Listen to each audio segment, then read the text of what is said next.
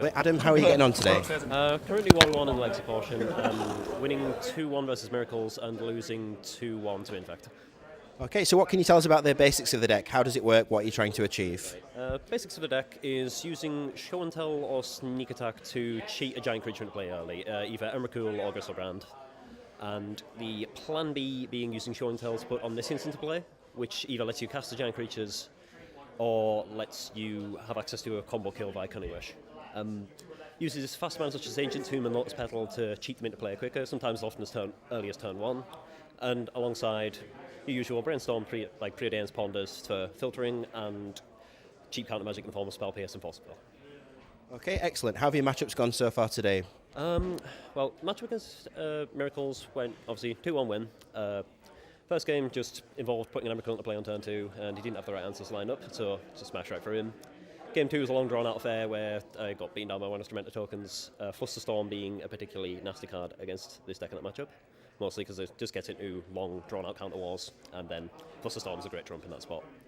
And then Game 3 was more a matter of running them out of resources and eventually resolving an Intuition for Show and Tell into Omniscience, into Emrakul, and then proceed to kill him from there. And in fact, both decks are quick combo decks with a lot of disruption. So it kind of turns out into a race, but a fair amount of the time there's still ends up with counter wars where you're just trying to sort of jockey for position and look to resolve a key spell as quick as possible. So either it's over blisteringly fast, or it just gets to the point where both players kind of run out of resources and it's just sort of a slugfest. So what kind of things are difficult for you to fight through? What do you not want to play against? In particular, well, obviously, with kind of deck like this, you need to be aware of counter magic, hand disruption. Cards like Humility or Ensnaring Bridge can potentially be a problem because of attempting to attack with an Emrakul or Gristlebrand. Omniscience does circumvent that a little, but it does mean also hit on non-creature spells such as Thalia, Guardian of Raben, or Fawn of Amethyst are particularly effective, as well as just general mana disruption such as Wasteland or Rishon Pod. So, what sort of matchups are really good for you? What helps you power through the tournament? Generally, if you end up against, any of the non-blue decks that are trying to play sort of more fair game plans, you can just smash right through them because they don't have the disruption to deal with you. Or alternatively, those like the blue deck matchups aren't too bad either because you do have a fair amount of counter magic yourself to force through a threat.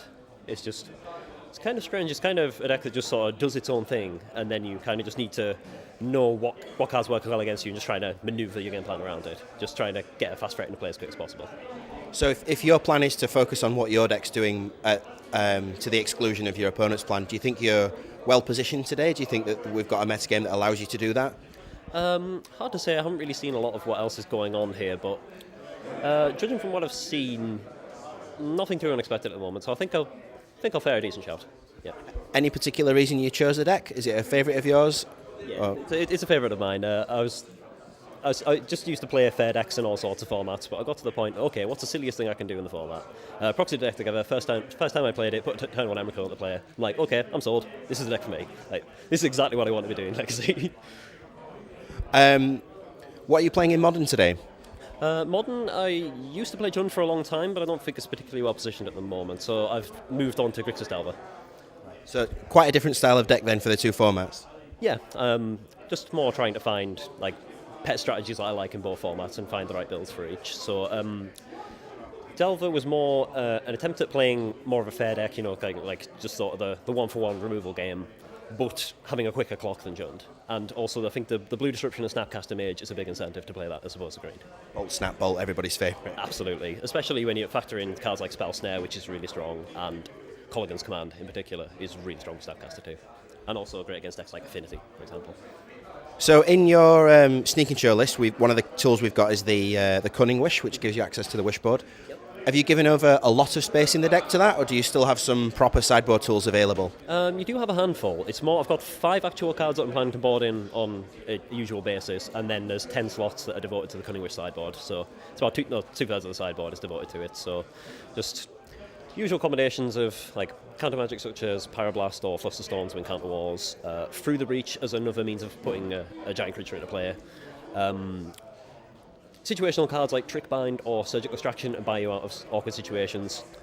And other than that, Kozilek's Return as a sweeper for cards like decks like Death and Taxes that load up on hit bears like Sanctum Prelate or Thalia.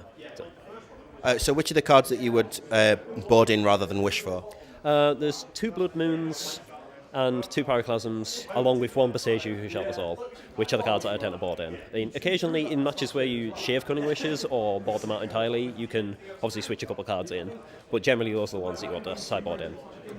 Okay, excellent. Right, I think we'll wrap up there. So good luck next round. Let us know how you get on. Thanks everybody for watching. We'll be back with you for round 3 shortly.